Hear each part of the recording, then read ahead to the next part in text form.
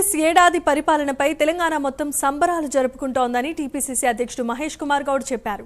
ఈ నెల 9న ముగింపు ఉత్సవాల సందర్భంగా సచివాలయంలో తెలంగాణ తల్లి విగ్రహాన్ని ఆవిష్కరిస్తున్నామని మహేష్ కుమార్ గౌడ్ తెలిపారు. తెలంగాణ ప్రజల అభిప్రాయాలు, సూచనల మేరకే తెలంగాణ తల్లి విగ్రహం తయారైందని మహేష్ కుమార్ గౌడ్ స్పష్టం చేశారు. ఇక బీఆర్ఎస్ 10 ఏళ్లు చేయలేని అభివృద్ధిని ఏడాదిలో తాము చేసి చూపించామని మహేష్ కుమార్ గౌడ్ వెల్లడించారు. ఇక బీజేపీ 10 ఏళ్లు ఇచ్చిన హామీలో ఒకటైనా అమలు చేసిందా అంటూ ఆయన ప్రశ్నించారు. బీజేపీపైనే ఛార్జ్షీట్ వేయాలంటున్న టీపీసీసీ అధ్యక్షుడు మహేష్ కుమార్ గౌడ్తో మా ప్రతినిధి నాగేంద్ర ఫేస్ టు ఫేస్ ఇప్పుడు చూద్దాం. ఏడాది పాలనపై మనతో మాట్లాడేందుకు పీసీసీ చీఫ్ మహేష్ కుమార్ గౌడ్ ఉన్నారు. మాట్లాడించేటటువంటి ప్రయత్నం చేద్దాం.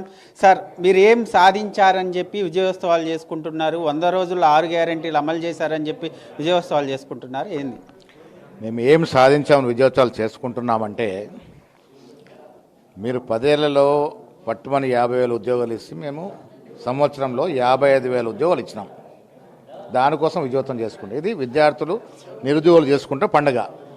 వ్యవసాయ పరంగా రుణమాఫీ మీరు 10 ఏళ్లలో ఎంతైతే సొమ్ము ఇచ్చినారో అంతకన్నా ఎక్కువ సొమ్ము మేము ఇచ్చినాం. అందుకే ఇలా రైతులు చేసుకున్నటువంటి పండగ ఇది విజయోత్సవం. మహిళలకి ఉచితంగా బస్సు ఇవ్వగలిగినాం. 1,25,00,000 మంది ఇప్పటి వరకు ఉచితంగా బస్సు వాడుకున్నారు. మహిళలకి 500కే 1,300కు వచ్చే సిలిండరు 500కే మేము ఇచ్చి 800 రూపాయలు కేంద్ర ప్రభుత్వానికి కాంగ్రెస్ ప్రభుత్వం చెల్లిస్తూ ఉంది. ఇది మహిళలు జరుపుకుంటున్నటువంటి విజయోత్సవం. ఈ రకంగా చెప్పుకుంటూ పోతే విద్యా, వైద్య పరంగా, పారిశ్రామిక పరంగా, సంక్షేమ పరంగా అన్నిట్లో కూడా గత నిర్బంధ పాలన నుంచి, గత విధ్వంసం నుంచి బయటకు తేరుకొని నిజమైన ప్రజాపాలన అందిస్తూ ఉన్నాం. నిర్బంధం తొలగిపోయింది. అభివృద్ధి బాటల వైపు కాంగ్రెస్ పార్టీ, కాంగ్రెస్ ప్రభుత్వం పయనిస్తుంది కాబట్టి విజయోత్సవం జరుపుకుంటా ఉన్నాం. మీరు చెప్తున్న 6 గ్యారెంటీలు పలు అంశాలు ఇచ్చాం, ఇంకొన్ని ఇవ్వాల్సి ఉంది. డెఫినెట్గా వీలైనంత త్వరగా ఆ అంశాలు కూడా ప్రజలకు చేరుతాయి. కేసీఆర్ లాగా అబద్ధాలు చెప్పేది లేదు.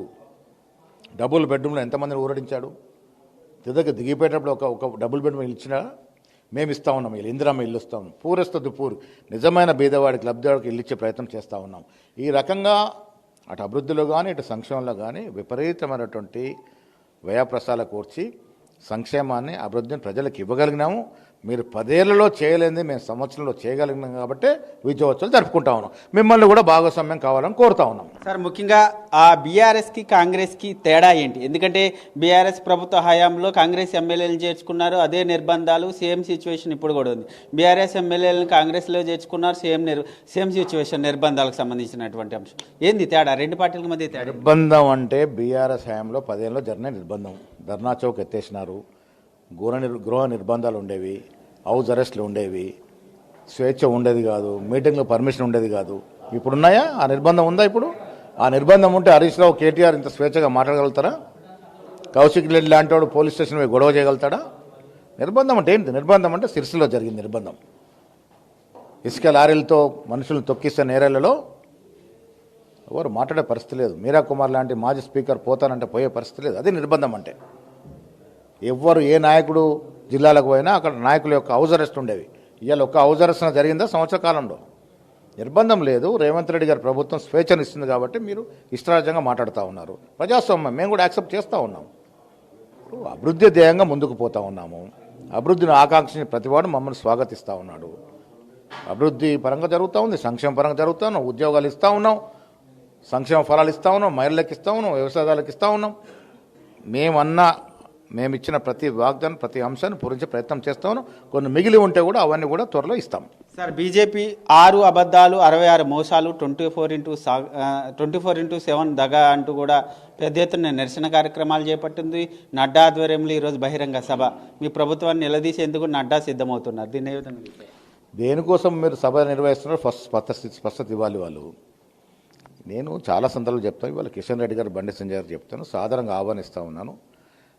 మేము 1 ఇయర్లో చేసిన అభివృద్ధి, గత 10 ఏళ్ళలో టీఆర్ఎస్ చేసిన అభివృద్ధి, మీరు బీజేపీ 10 ఏళ్ళలో అధికారంలో కేంద్రంలో ఉన్నారు కదా, మీరు రాష్ట్రానికి తీసుకొచ్చిన ఫలాలు, అభివృద్ధి ఫలాలు కానీ, ప్రాజెక్టు కానీ వాటి మీద చర్చ చేసుకుందాం. ప్రజలకు కూడా తెలవాలి ఎవరు ఏం చేశారనేది. కిషన్ రెడ్డి గారు మంత్రిగా ఉన్నారు గత కొన్నేళ్లుగా. ఇవాళ బండి సంజయ్ గారు కొత్తగా మంత్రిలోకి వచ్చారు. ఈ సంవత్సరం మీరు 8 మంది ఎంపీలు గెలిపించారు. మతం పేరుటో, కులం పేరుటో మీరు రెచ్చగొట్టి గెలిచారు. ఓకే, ప్రజల యొక్క తీర్పు అది మేము స్వాగతిస్తున్నాం. 8 మంది ఎంపీలు గెలిచి మీరు ఈ సంవత్సర కాలంలో ఏ ప్రాజెక్టు తీసుకొచ్చారో ఒక్కసారి చర్చ పెట్టుకుందాం. మరి ఏమి తేని మీరు బీద ప్రజల గురించి ఆలోచించండి. మీరు తెలంగాణ గురించి, తెలంగాణలో సజావుగా ప్రజాపాలన అందిస్తున్న కాంగ్రెస్ ప్రభుత్వం గురించి మాట్లాడితే ఎట్లా? ఏం ఛార్జ్షీట్ ఇస్తారు మీరు?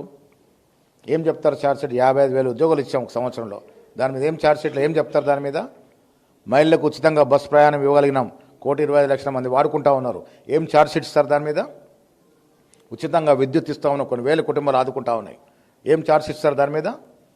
రైతు బంధు ఇవ్వగలిగినాం, 10 ఏళ్ళలో ఇవ్వలేని కేసీఆర్ మేము సంవత్సరంలో ఇవ్వగలిగినాం. 10 ఏళ్ళలో వాళ్ళు రుణమాఫీ ఎట్లా చేస్తే అంతకన్నా సజావుగా చేయగలుగుతా ఉన్నాం. ఏమి కావాలి ఇంకా?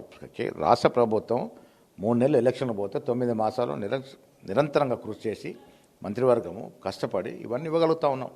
మీరు లోపభూయిష్టం కట్టిన ప్రాజెక్టులో మేము సరి చేస్తూ ఉన్నాం, మీ దోపిడిని అరకట్టగలుగుతూ ఉన్నాం. నిజమైన ప్రజాపాలన అందిస్తున్నట్టు ఈ తరుణంలో ఆస్వాదించాల్సింది పోయి, ఆహ్వానించాల్సింది పోయి వాళ్ళ మనుగడ కోసం విమర్శలు చేస్తూ ఉన్నారు. బీజేపీ పార్టీకి తెలంగాణ రాష్ట్రంలో కాంగ్రెస్ చేసిన అభివృద్ధి విషయం కనబడట్లేదా మీకు? మీ ఉనికిని కాపాడడానికి ఏదో విమర్శలు చేస్తున్నారు తప్ప దీంట్లో ఏం పసలేదని నేను అంటా ఉన్నాను. సార్, నామినేటెడ్ పదవుల మంత్రివర్గ విస్తరణ ఇంతకాలం వాయిదా పడ్డానికి కారణం ఏంటి? మీ నేతల మధ్య భేదాభిప్రాయాలు రావడమే దీనికి ప్రధాన కారణం? ఏమి ఉండదు. ఇప్పుడు అంతకన్నా ప్రయారిటీ మంత్రివర్గం రావాలి, కార్పొరేట్ చైర్మన్ కూడా రావాలి. కానీ అంతకన్నా ప్రయారిటీ ప్రజల సంక్షేమం, ప్రజల అభివృద్ధిలో తన ముఖ్యమంత్రి మంత్రులంతా తలములకి ఉన్నారు కాబట్టి కొంత ఆలస్యమైంది. అది కూడా త్వరలోనే పూరిస్తాం. సార్, ఫైనల్గా తెలంగాణ తల్లి అంటే కాంగ్రెస్ పార్టీ, బీఆర్ఎస్ పార్టీలు రూపొందించే తల్లి తెలంగాణ తల్లి, లేకుంటే ప్రజల అభిప్రాయం మేరకు, ప్రజల సూచనల మేరకు విగ్రహాన్ని రూపొందించేదా తెలంగాణ తల్లి? తెలంగాణ తల్లి విగ్రహావిష్కరణ జరిగిన తర్వాత ప్రజలు చూసి స్వాగతిస్తారు. పచ్చని చీరతో, పచ్చని పైర్లాగా పచ్చని చీరతో నిజమైన తెలంగాణ సంస్కృతిని ప్రతిబింబించే విధంగా తెలంగాణ తల్లి రూపుదిద్దుకుంటా ఉంది. మీరు 10 ఏళ్ళు ఎందుకు తెలంగాణ తల్లి మీద మీకు ధ్యాస రాలే? 10 ఏళ్ళు ఎందుకు పెట్టలే మీరు? ఇది ప్రజలు అడుగుతూ ఉన్నారు.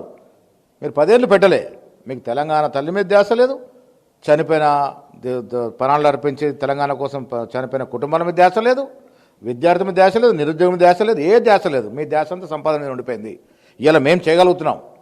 మీరు ఎంత విమర్శించినా ప్రజలు మమ్మల్ని స్వాగతిస్తూ ఉన్నారు. సార్, మీ సీఎం గారు మాట్లాడుతూ తెలంగాణ గేయాన్ని రచించినటువంటి సమయంలో తెలంగాణ ప్రజల అభిష్టం మేరకే తెలంగాణ తల్లి రూపొందుతుంది, తెలంగాణ రాష్ట్ర వ్యాప్తంగా ప్రజల అభిప్రాయం తీసుకున్న తర్వాతే మేము తెలంగాణ తల్లిని రూపొందిస్తామని ప్రజల అభిప్రాయం తీసుకున్నారా? చాలామంది కవులు, కళాకారులు వారి సూచన మేరకే తెలంగాణ తల్లి రూపుదిద్దుకుంటా ఉంది.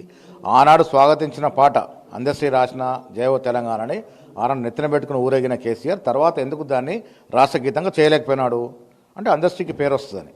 ఇప్పుడు నేను తప్ప ఎవరు ఉండకూడదు అనుకున్నారు, ప్రజల్ని వారిని కూడా పక్కకు తోశారు. సో ఇలా ప్రజల ఆభిష్టం మేరకు, ప్రజల ఆకాంక్ష మేరకు తెలంగాణలో కాంగ్రెస్ ప్రభుత్వం నడుస్తుంది. అదేవిధంగా సజావుగా పోతుంది.